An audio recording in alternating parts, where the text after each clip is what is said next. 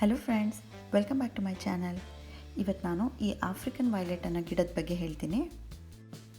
ನನ್ನ ಚಾನಲ್ನಲ್ಲಿ ಈ ಆಫ್ರಿಕನ್ ವೈಲೆಟ್ದೊಂದು ಫೋಟೋ ಹಾಕಿದ್ದೆ. ಅದನ್ನು ನೋಡಿ ಕೆಲವರು ಇದ್ರ ಬಗ್ಗೆ ಒಂದು ವಿಡಿಯೋ ಮಾಡಿ ಅಂತ ಹೇಳಿದರು. ಆದರೆ ಈ ಗಿಡದ ಬಗ್ಗೆ ಜಾಸ್ತಿ ಹೇಳೋವಂಥದ್ದೇನಿಲ್ಲ. ತುಂಬ ಈಸಿ ಮೇಂಟೆನೆನ್ಸ್ ಪ್ಲ್ಯಾಂಟು, ನೆರಳಲ್ಲೇ ಬೆಳೆಯೋವಂಥ ಗಿಡ ಇದು. ಈ ಗಿಡದ ಹೈಟು ಇಷ್ಟೇ ಇರುತ್ತೆ. ರೂಟ್ಸ್ ಕೂಡ ಉದ್ದ ಹೋಗಲ್ಲ, ಹಾಗಾಗಿ ತುಂಬ ಚಿಕ್ಕ ಪಾಟಲ್ಲಿ ಹಾಕಿದರೂ ನಡೆಯುತ್ತೆ. ಆಫ್ರಿಕನ್ ವೈಲೆಟಲ್ಲಿ ಒರಿಜಿನಲ್ ಪ್ಲ್ಯಾಂಟು ಈ ರೀತಿ ಇರುತ್ತೆ. ಇದು ಸಾಮಾನ್ಯವಾಗಿ ಎಲ್ಲ ನರ್ಸರಿಗಳಲ್ಲೂ ಸಿಗುತ್ತೆ. ಈ ಪರ್ಪಲ್ ಕಲರ್ ಮತ್ತು ಪಿಂಕ್ ಕಲರ್, ಇದು ಎರಡೂ ಕಲರ್ಸು ಹೆಚ್ಚಾಗಿ ಎಲ್ಲ ಕಡೆ ನೋಡೋಕ್ಕೆ ಸಿಗುತ್ತೆ. ಈ ಒರಿಜಿನಲ್ ಪ್ಲ್ಯಾಂಟನ್ನು ಕ್ರಾಸ್ ಪಾಲಿನೇಷನ್ ಮಾಡಿ ಈ ರೀತಿ ಹೈಬ್ರಿಡ್ ಮಾಡಿರ್ತಾರೆ. ಈ ಹೈಬ್ರಿಡ್ ಆಫ್ರಿಕನ್ ವೈಲೆಟು ಎಲ್ಲ ಕಡೆ ಸಿಕ್ಕಲ್ಲ. ಲಕ್ಕಿಲಿ ನನಗೊಂದಿನ ರೋಡ್ ಸೈಡಲ್ಲಿ ಪ್ಲ್ಯಾಂಟ್ಸ್ ಸೇಲ್ ಹಾಕಿದ್ರು, ಆವಾಗ ನಾನು ತೊಗೊಂಡಿದ್ದು. ಈ ಗಿಡನ ಡೈರೆಕ್ಟ್ ಸನ್ಲೈಟ್ಗೆ ಇಡಬಾರ್ದು. ನೀರು ತುಂಬ ಕಡಿಮೆ ಹಾಕಬೇಕು. ನೆರಳಲ್ಲೇ ಇಡೋದ್ರಿಂದ ಮಣ್ಣು ಬೇಗ ಡ್ರೈ ಆಗಲ್ಲ. ಹಾಗಾಗಿ ನಾನು 3 ರಿಂದ 4 ದಿನಕ್ಕೊಂದ್ಸಲ ನೀರು ಹಾಕ್ತೀನಿ. ಈ ಗಿಡಕ್ಕೆ ನೀರು ಜಾಸ್ತಿ ಆದರೆ ಗಿಡ ಬೇಗ ಸತ್ತೋಗುತ್ತೆ. ಮಣ್ಣು ಡ್ರೈ ಆಗಿದೆಯಾ ನೋಡಿಕೊಂಡು ಚೆಕ್ ಮಾಡಿಬಿಟ್ಟು ನೀವು ನೀರು ಹಾಕೋಬೇಕು. ಈ ವಿಡಿಯೋ ಮಾಡೋಕ್ಕೆ ಒಂದಿನ ಮುಂಚೆ ಮಳೆ ತುಂಬ ಬಂದಿತ್ತು. ಆ ಮಳೆಯಿಂದಾಗಿ ಮಣ್ಣೆಲ್ಲ ಎಲೆಗಳ ಮೇಲೆ ಕೂತ್ಕೊಂಡು ಈ ರೀತಿ ಆಗಿದೆ. ಇಲ್ಲಾಂದರೆ ಆಫ್ರಿಕನ್ ವೈಲೆಟ್ದು ಎಲೆಗಳು ತುಂಬ ಕ್ಲೀನ್ ಇರುತ್ತೆ. ಹೂ ಅರಳು ಹೋದ್ಮೇಲೆ ಇದನ್ನು ಕಟ್ ಮಾಡಬೇಕು. ಕಟ್ ಮಾಡಿಬಿಟ್ಟು ತೆಗೆದುಬಿಡಬೇಕು. ಈ ಗಿಡಕ್ಕೆ ಡೈರೆಕ್ಟ್ ಸನ್ಲೈಟ್ ಬಿದ್ದರೆ ಈ ರೀತಿ ಎಲೆಗಳೆಲ್ಲ ಬರ್ನ್ ಆಗುತ್ತೆ. ಈ ಸುಟ್ಟೋಗಿರೋದು ಕಾಣಿಸ್ತಾ ಇರಬೇಕಲ್ಲ ಎಲೆಗಳು.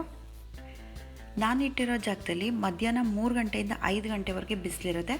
ಅಷ್ಟು ಬಿಸಿಲನ್ನು ಕೂಡ ಇದು ಟಾಲ್ರೇಟ್ ಮಾಡಲ್ಲ. ಎಲೆಗಳು ಈ ರೀತಿ ಬರ್ನ್ ಆದರೆ ಅದಕ್ಕೇನು ಸೊಲ್ಯೂಷನ್ ಇಲ್ಲ. ಅದನ್ನು ಕಟ್ ಮಾಡಿಬಿಟ್ಟು ತೆಗೆದುಬಿಡಬೇಕು. ನೆರಳಲ್ಲೇ ಇಡಬೇಕು ಈ ಗಿಡನ.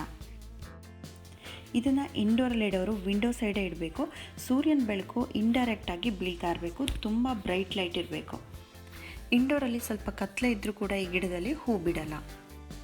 ಮನೆ ಒಳಗಡೆ ವಿಂಡೋ ಸೈಡ್ ಈ ಪಾಟನ್ನು ಇಟ್ಟಿದ್ರೆ ವಾರದಲ್ಲಿ ಒಂದು ಸಲ ಆ ಪಾಟನ್ನು ಟರ್ನ್ ಮಾಡಿಬಿಟ್ಟು ಇಡಬೇಕು.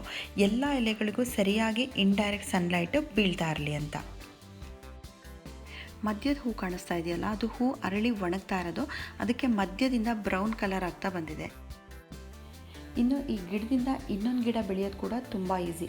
ಅಂದರೆ ಪ್ರೊಪಗೇಷನ್ ಮಾಡೋದು ಕೂಡ ತುಂಬ ಈಸಿ. ಗಿಡದ ಬುಡದಿಂದ ಸಣ್ಣ ಗಿಡಗಳು ಹುಟ್ಕೊಳ್ತಾ ಇರುತ್ತೆ. ಅದನ್ನು ತೆಗೆದುಬಿಟ್ಟು ನಾವು ಇನ್ನೊಂದು ಪಾಟಲ್ಲಿ ಹಾಕೋಬೋದು. ಇನ್ನೂ ಒಂದು ಮೆಥಡಲ್ಲಿ ಮಾಡ್ಬೋದು. ಇದರಲ್ಲಿ ಎಲೆನ ಕಟ್ ಮಾಡಿಬಿಟ್ಟು ನಾವು ಒಂದು ಪಾಟಲ್ಲಿ ನೆಟ್ಟರೆ ಅದರಿಂದ ಕೂಡ ಚಿಗುರು ಹೊಡೆಯುತ್ತೆ.